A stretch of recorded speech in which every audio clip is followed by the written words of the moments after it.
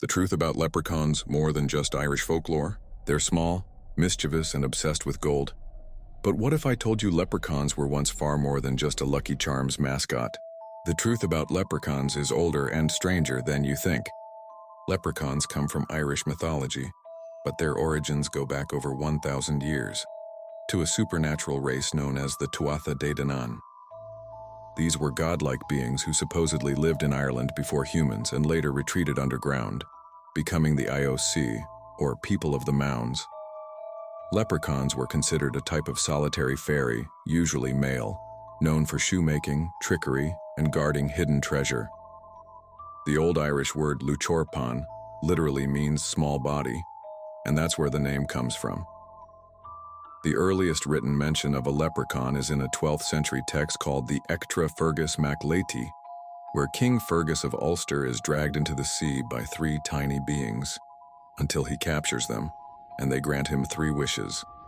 Over the centuries, leprechauns evolved. In medieval Irish folklore, they weren't always red-bearded tricksters. Sometimes they wore red coats, not green. And get this, there were once female leprechauns mentioned in some regional tales. The image we know today, green clothes, top hat, pot of gold at the end of a rainbow, that's a Victorian invention, heavily influenced by Irish caricatures during the 19th century, when Irish immigrants were mocked in English and American media.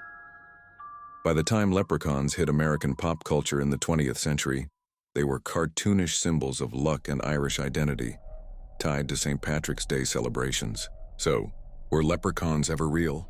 Not in the literal sense, but they represent something powerful. Ireland's ancient pagan past, a time when nature spirits were believed to live in the hills and mounds. And even today, some rural Irish communities still leave offerings at fairy forts, wary of disturbing the AOC. To many, messing with the little people is bad luck. So next time you see a leprechaun on a cereal box, remember, you're looking at the watered-down echo of a deep ancient mythology. And some say, if you listen closely near the fairy mounds at twilight, you just might hear tiny footsteps.